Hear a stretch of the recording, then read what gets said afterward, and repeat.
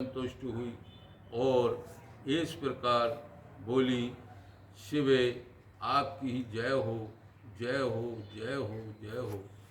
उत्कृष्ट ज्ञान वाली महेश्वरी जगदम्बा के यदि मैं वर पाने के योग हूँ तो फिर आपसे श्रेष्ठ वर मांगती हूँ।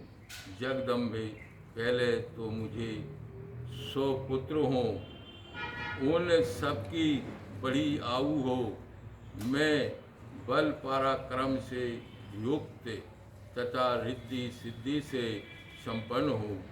उन पुत्रों के पश्चात मेरे एक पुत्री हो। तो एक पुत्री भी हो गई।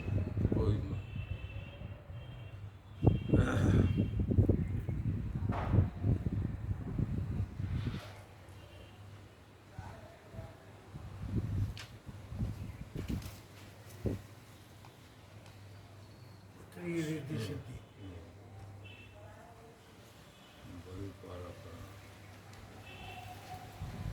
रिद्धि सिद्धि से संपन्न हो। उन पुत्रों के पश्चात मेरे एक पुत्री हो जो स्वरूप और गुणों से शोभावित होने वाली हो। वह दोनों कुलों को आनंद देने वाली तथा तीनों लोकों में पूजित हो। जैसी जगदम्बा के शिवे, आप ही देवताओं का कार्य सिद्ध करने के लिए मेरी पुत्री तथा रुद्रदेव की पत्नी होइए और तानुसार लीला कीजिए।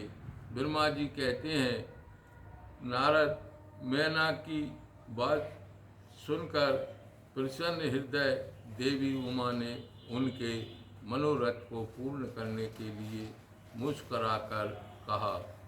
देवी बोली, पहले तुम्हें 100 बलवान पुत्र प्राप्त होंगे, उनमें भी एक सबसे अधिक बलवान और प्रधान होगा, जो सबसे पहले उत्पात्र होगा। उत्पन्न होगा।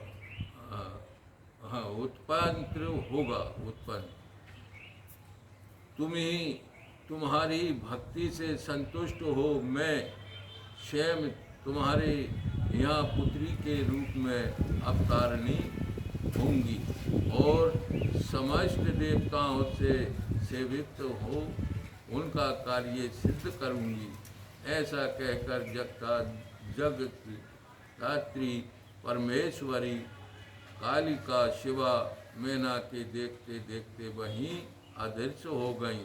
तात महेश्वरी से अभिष्ट वर पाकर मेनका को भी ऊपर हर्ष हुआ। उनका तपस्या जनहित सारा कलेश नष्ट हो गया। मुनि फिर काल कर्म से मेनका के गर्भ में रहा और वह प्रतिदिन बढ़ने लगा। समय अनुसार उसने उत्तम पुत्री को उत्पन्न किया जिसका नाम मेनका था।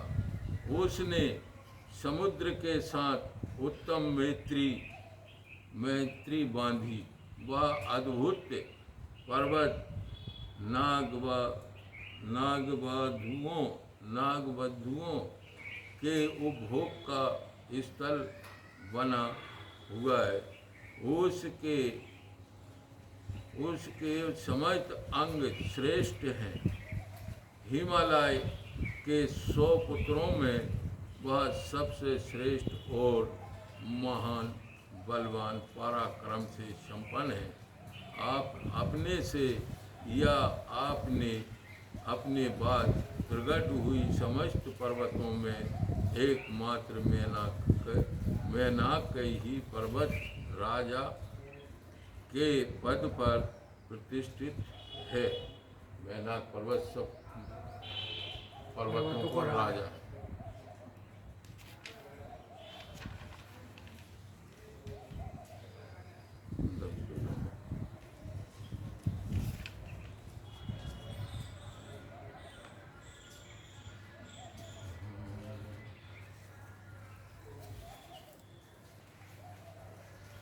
बोलो सदा